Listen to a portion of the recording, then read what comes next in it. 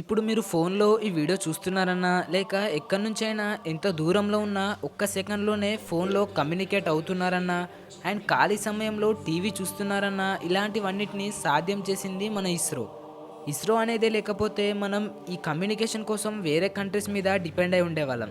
ఇప్పుడు మీకు ఒక డౌట్ రావచ్చు. ఏంటంటే ఇస్రో కంటే ముందు కూడా కమ్యూనికేషన్ ఉండేదిగా. మరి అప్పుడు ఈ కమ్యూనికేషన్ ఎలా జరిగింది అని. అప్పట్లో టెలిఫోన్స్ చాలా రిచ్ పీపుల్ మరియు పెద్ద పెద్ద బిజినెస్లో మాత్రమే సిగ్నల్ త్రూ కమ్యూనికేషన్స్ని వాడేవారు. అండ్ అప్పట్లో ఫేమస్ ఆల్ ఇండియా రేడియో అయిన ఆకాశవాణి న్యూస్, మ్యూజిక్, ఎంటర్టైన్మెంట్కి మెయిన్ సోర్స్గా ఉండేది. అండ్ ఈ రేడియో సిగ్నల్స్ కూడా శాటిలైట్స్ నుంచి కాకుండా గ్రౌండ్ నుంచి ఉండేవి.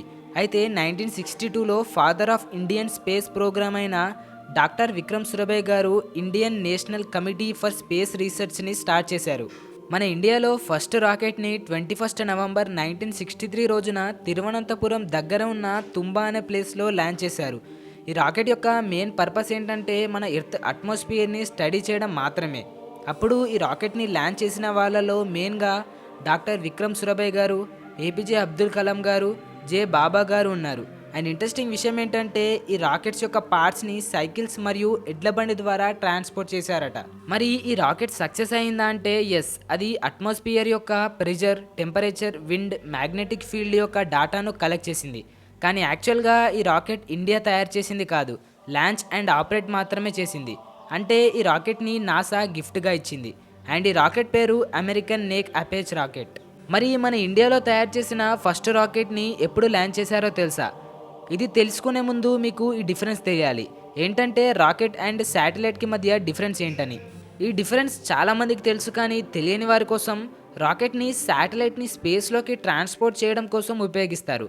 అంటే రాకెట్ అనేది బస్ అనుకుంటే, శాటిలైట్ అనేది ఈ బస్లో స్పేస్లోకి ట్రావెల్ చేసే ప్యాసింజర్ అన్నమాట. సరే, మరి శాటిలైట్స్ యొక్క వర్క్ ఏంటంటే మెయిన్గా ఇవి ఒక ప్లానెట్ని ఆర్బిట్ చేస్తూ డాటాని పంపిస్తూ ఉంటాయి. శాటిలైట్కి ఉన్న సోలార్ ప్యానెల్స్, యాంటీనాస్ వల్ల TVs, mobiles, GPS, weather, internet, spying మరియు సైంటిఫిక్ రీసెర్చ్ జరుగుతుంది.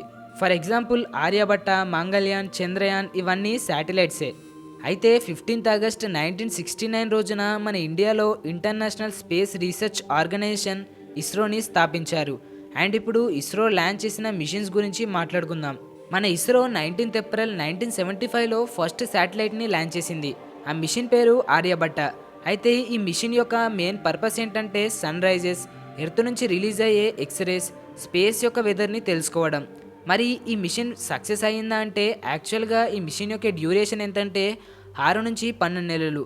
కానీ ల్యాంచ్ అయిన 4 రోజుల తర్వాత ఈ మిషన్ యొక్క పవర్ సిస్టమ్ ఫెయిల్ అయింది. అండ్ ఈ 4 రోజుల్లో ఆర్యభట్ట శాటిలైట్ బ్రీఫ్ ఇన్ఫర్మేషన్ అయితే కలెక్ట్ చేసింది.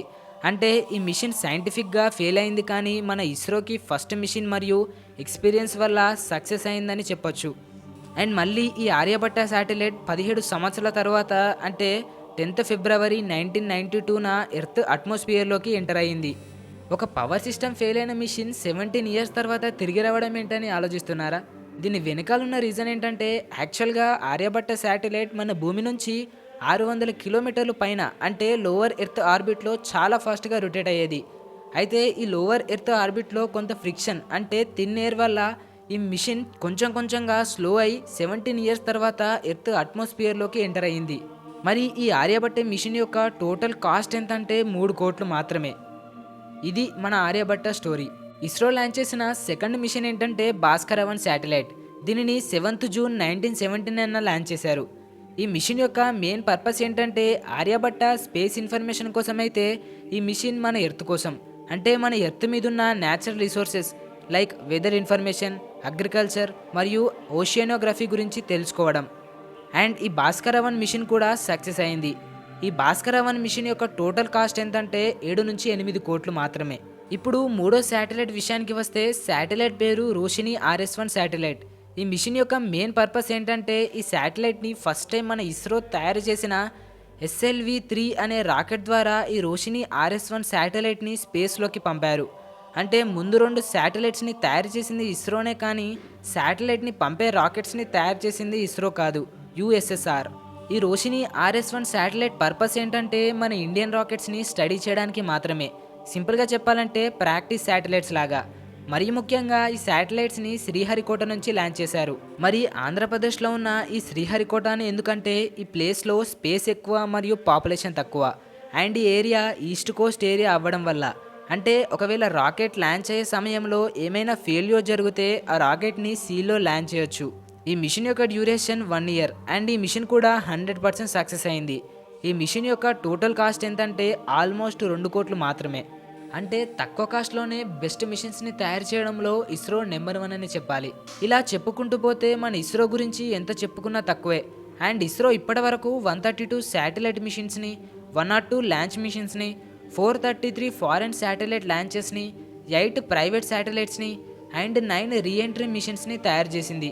మీకు ఇంట్రెస్టింగ్ అయిన satellites example Chandrayaan 1, Chandrayaan 2, Chandrayaan 3, Mangalyaan, Aditya 11 satellites గురించి లేదా ఇస్రో ఫ్యూచర్ మిషన్స్ గురించి తెలుసుకోవాలనుకుంటే కమెంట్ బాక్స్లో ఇస్రో అని కామెంట్ చేయండి. అండ్ అలానే నచ్చితే వీడియోని లైక్ చేయడం మాత్రం మర్చిపోకండి. ఇలాంటి కంటెంట్ కోసం ఈ ఛానల్కి సబ్స్క్రైబ్ అవ్వండి. మనం మన నెక్స్ట్ వీడియోలో ఇంకో ఇంట్రెస్టింగ్ టాపిక్తో మళ్ళీ కలుద్దాం.